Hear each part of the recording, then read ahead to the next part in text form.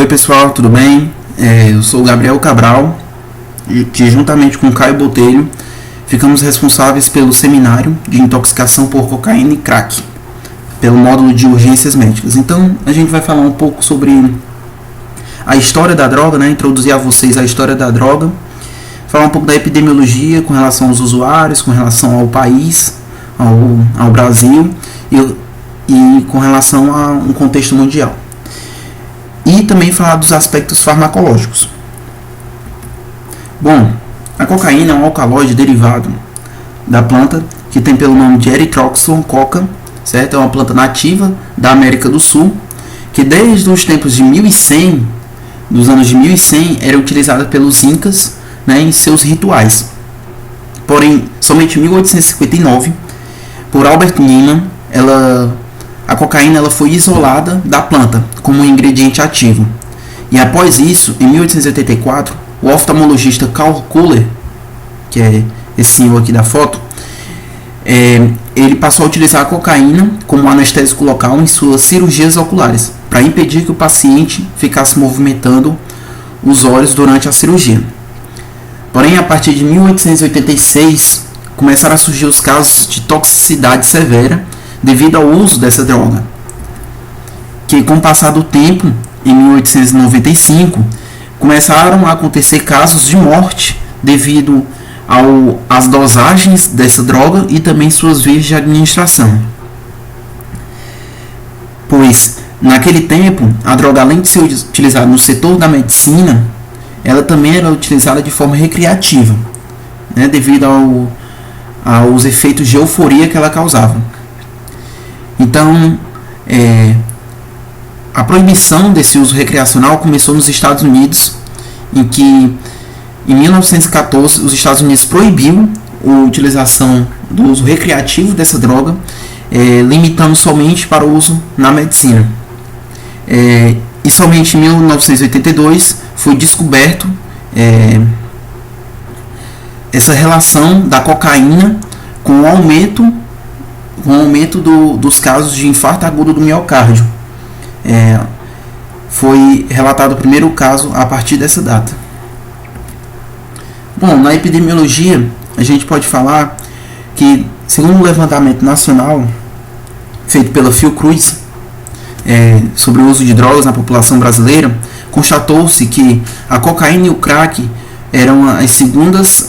estavam em segundo lugar de drogas mais consumidas, perdendo somente para a maconha, em que as faixas etárias que mais consomem estão entre os adultos jovens, né, de 25 a 34 anos, porém existem números importantes também nas faixas etárias de 18 a 24 anos e 35 a 44 anos.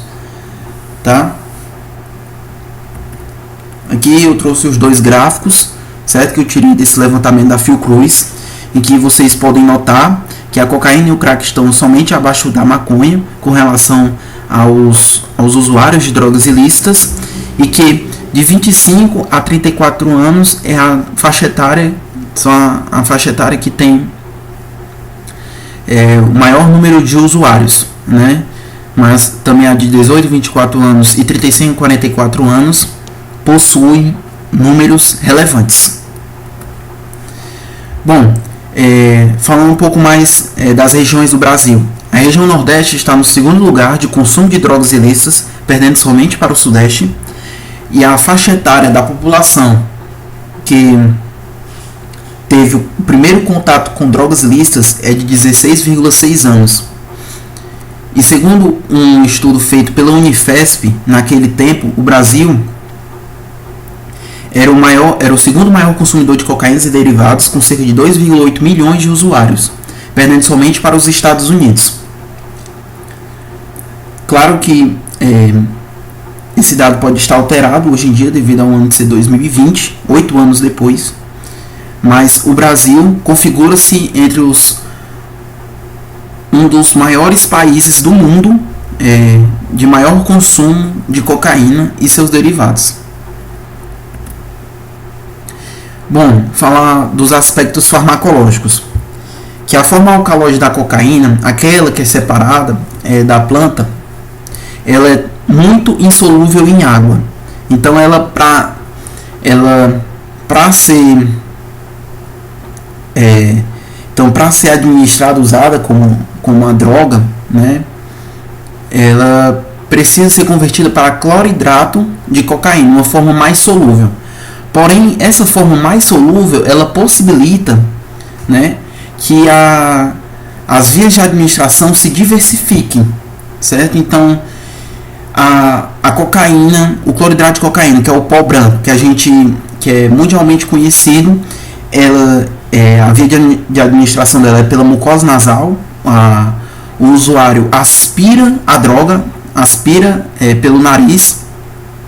Porém, como ela é uma forma solúvel, ela também pode ser utilizada de forma intravenosa, colocando-se água. O paciente, o usuário, ele faz a administração intravenosa. E também a gente pode ver que o uso da cocaína pode ser aspirado através da fumaça dela, que no caso seria o crack ou o merla. E também teria um consumo interal, que no caso seria mascar a folha ou beber o chá, ou também ingerir a própria substância, certo?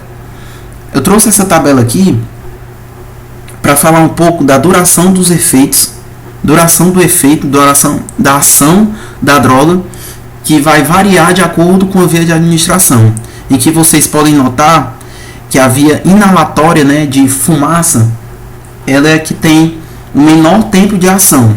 Então, enquanto que as outras têm tempos maiores, relativamente maiores, do que a da aspiração da fumaça, que seria o crack.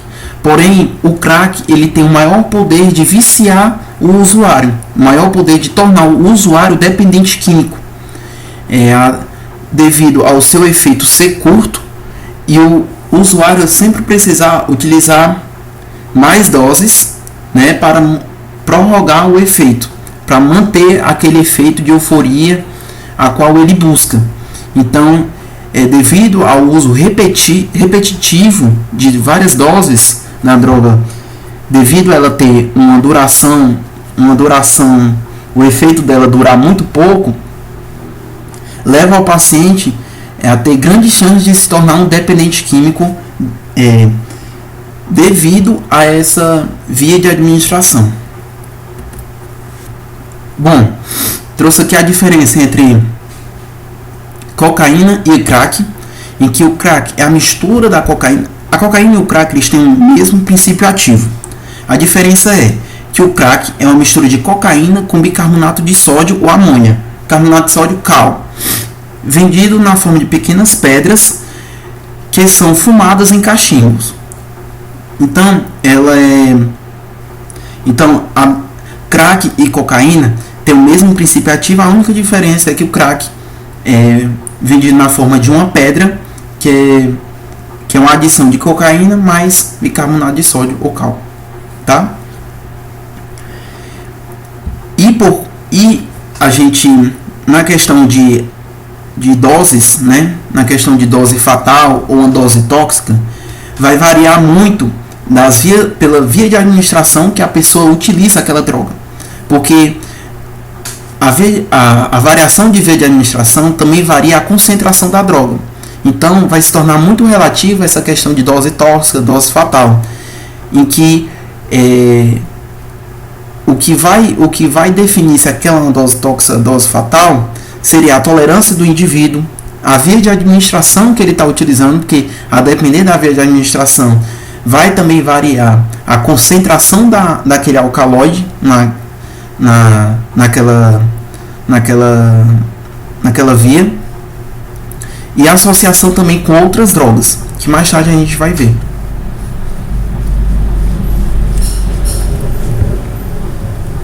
Além disso, falar um pouco da farmacocinética. As vias de administração, as diversas vias de administração, elas são bem absorvidas.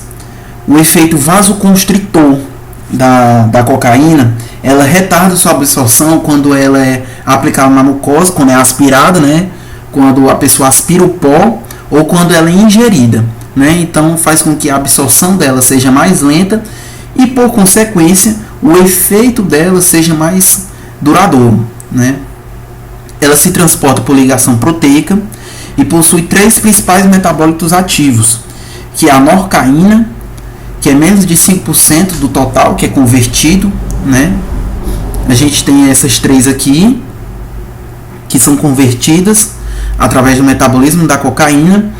Aí nós vamos ter a norcaína, que é mais ou menos 5% do total, a equigonina metiléster, que seria cerca de 32% a 49% do total, e a benzoilegonina, que seria até 50% do total. Claro, de acordo com o metabolismo da pessoa, essas porcentagens sofrem variações. E a excreção renal, e a excreção é feita pelos rins, com meia-vida de 30 a 60 minutos. Um pequeno detalhe: quando o usuário de cocaína ele utiliza a cocaína e também utiliza o álcool, né, ele forma um composto chamado de cocaetileno, que tem uma ação similar ao da cocaína, porém uma meia-vida mais prolongada. Então, tomar cuidado com esse outro metabólito, caso o paciente utilize a associação de drogas, né, ele pode ter o uso de outras drogas pode prolongar o efeito da cocaína, tá? Bom, falando um pouco da farmacodinâmica, né? O que a cocaína vai causar no meu corpo? Quais são os efeitos no meu corpo, né? Dessa droga. Primeiramente, a gente vai falar dos efeitos dos neurotransmissores, né? Nas fendas sinápticas, em que a cocaína ela vai bloquear a recaptação de catecolaminas, como dopamina, adrenalina, noradrenalina, no sistema nervoso central e periférico, fazendo com que haja na fenda sináptica grandes quantidades dessas catecolaminas, e isso intensifique demais as sinapses, causando uma agitação psicomotora e a estimulação intensa dos receptores alfa, beta 1 e beta 2 adrenérgicos, causando taquicardia, vasoconstricção e aumento da pressão arterial. Tá? Então, a princípio, os efeitos nos neurotransmissores vão desencadear esses efeitos no sistema cardiovascular. Além disso, vai também haver o bloqueio da recaptura de serotonina, levando o mesmo raciocínio, deixando muito dos neurotransmissores na fenda sináptica, havendo um grande estímulo um estímulo nervoso central, podendo causar alucinações, psicose, anorexia e hipertermia. Além disso, a cocaína ela aumenta a concentração de aminoácidos excitatórios do sistema nervoso central, como glutamato e aspartato, causando uma hiperatividade do sistema nervoso central e também convulsões. Aqui eu trouxe um esquema, um desenho, né, que eu peguei da internet, mostrando essa inibição da recaptação dos neurotransmissores, no caso aqui do desenho é da dopamina, certo?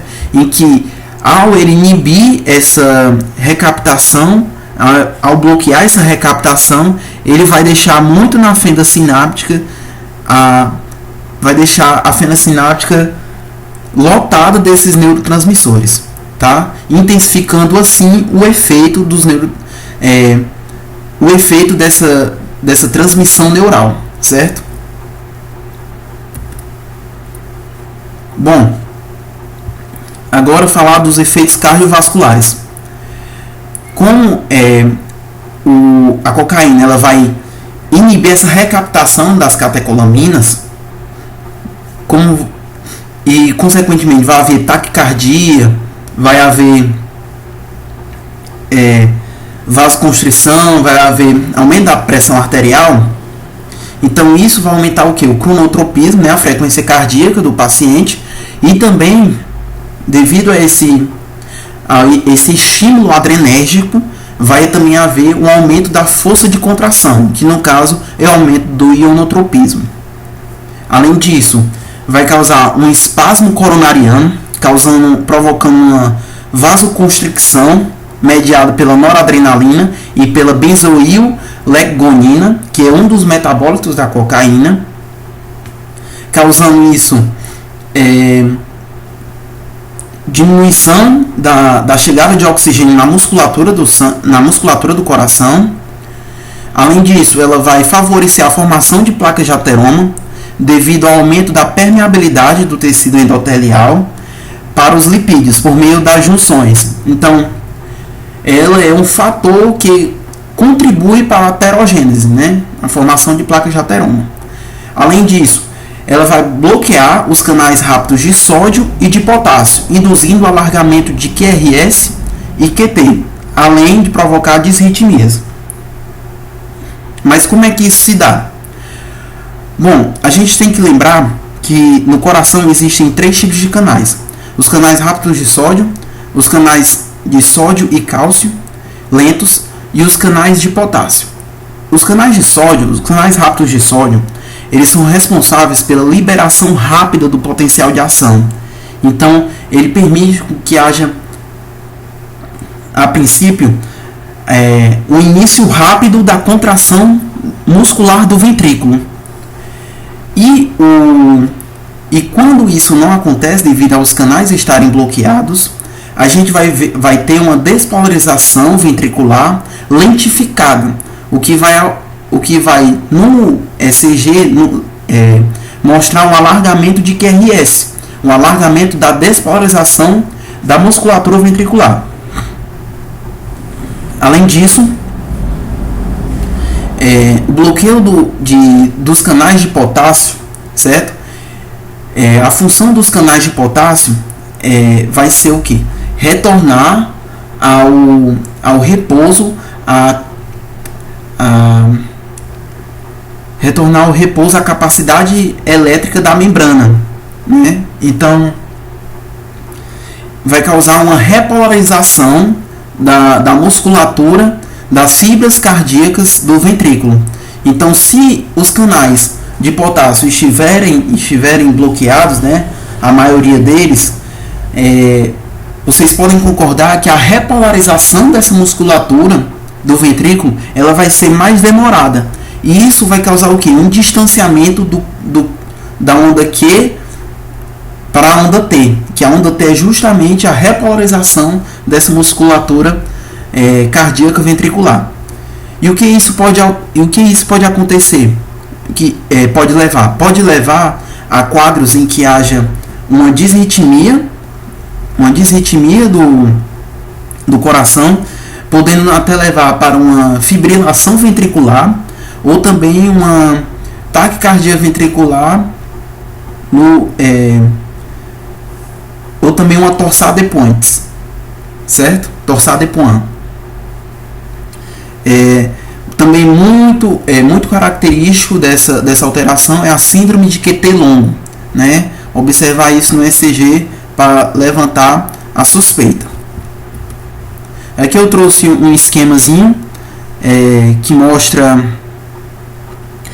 os efeitos da cocaína, né? Os efeitos da cocaína, aumento dos efeitos simpáticos, né? Aumento dos níveis de catecolaminas, aumentando o efeito adrenérgico, né? Uma síndrome adrenérgica, aumentando a frequência cardíaca, a pressão arterial e a contratilidade, o que vai fazer com que haja um aumento da demanda de oxigênio, porém, ao mesmo tempo, vai causar um espasmo coronariano, causando uma vasoconstricção severa. Além disso, aumento da aderência plaquetária e também favorecendo a formação de trombos. Tudo isso faz com que a chegada de oxigênio seja dificultada, seja diminuída. E o que gera? Fatores que aumentam a demanda de oxigênio, porém não está chegando oxigênio suficiente na musculatura cardíaca, vai gerar isquemia. E isquemia vai fazer com prolongada, vai causar um infarto. Um infarto agudo do miocárdio. Como vocês puderam ver, que a cocaína está muito associada ao aumento de casos de infarto agudo do miocárdio. Além disso, ela vai também bloquear os canais de sódio, certo? Causando uma arritmia ou uma prolongação de QT ou QRS, levando a uma fibrilação ventricular que poderá se tornar com uma parada cardíaca, podendo levar ambos os caminhos, podendo levar o paciente ao óbito. Se não tiver uma assistência médica de prontidão. Além disso, os efeitos hematológicos. Há um aumento da coagulabilidade, certo? Porque a cocaína ela é responsável por ativar a cascata de coagulação, mesmo sem haver a injúria endotelial, certo? Além disso, ela melhora a atividade do inibidor tipo 1, do ativador do plasminogênio. O que isso vai interferir? Ela vai diminuir a lise de coágulos, então vai diminuir a trombólise. Isso vai favorecer o quê? O surgimento de trombos, certo? Que vai ser intensificado com o aumento da coagulabilidade, com a ativação da cascata de coagulação, podendo aumentar as chances de desenvolver placas de ateroma, até mesmo trombos, né? Na circulação coronariana. Aqui eu trouxe esse quadro, certo, para comparar os efeitos agudos da cocaína ou do crack com efeitos de uso contínuo em pessoas que já tem uma certa idade, uma faixa etária de 35 a 44 anos e que já faz uso contínuo, um uso crônico dessa droga. Então, os efeitos agudos são: eleva a frequência cardíaca, a pressão arterial, temperatura do corpo, pode haver uma dor torácica que o paciente pode sentir. Há também a questão de intoxicação aguda, quando a dose é muito tóxica, certo? Vai variar da via de administração que o paciente colocou nele, né? Usou, né? Podendo configurar em convulsões, em uma arritmia ventricular, uma disfunção respiratória e, ainda por cima, um infarto agudo do miocárdio. Além disso, o paciente pode apresentar euforias, que é justamente o que ele busca ao utilizar essa droga, mas também ele pode ter tremores e perda de apetite e sono. Bom, no uso contínuo ou crônico, o paciente ele pode ter distúrbios do ritmo cardíaco, certo? Ele pode ter um infarto agudo do miocárdio, devido a... Não é que a droga ela cause o infarto agudo do miocárdio naquele momento, mas ela é... Porque o infarto agudo do miocárdio ele é multifatorial, mas a droga ela contribui demais para que os outros fatores possam levar a esse infarto agudo do miocárdio em pessoas tanto que usam em efeitos agudos, né, numa dose extremamente exagerada, uma dose fatal, ou também em pessoas que fazem uso contínuo, uso crônico. Além disso, ela pode ter rabdomiólise, também pode ter overdose, que no caso, pacientes de uso contínuo e crônico, geralmente eles, além de aspirar de forma nasal o pó, né, o cloridrato de cocaína, eles também a utilizam de forma injetável. Então, favorecendo o aumento de casos de overdose. Além disso, pode causar depressão, ansiedade devido à parada do uso da droga, paranoia, delírios persecutórios, quando ele pensa que as pessoas estão tramando contra ele, planejando contra ele, tentando alguma ação contra eles. Geralmente os pacientes são agressivos e também podem ter alucinações. Bom, pessoal, isso aí era o que eu queria falar nessa primeira parte. Essas foram as minhas referências, tá? E agora vou deixar para o Caio Botelho fazer com relação à parte clínica, a parte de tratamento. Tá bom? Valeu, galera.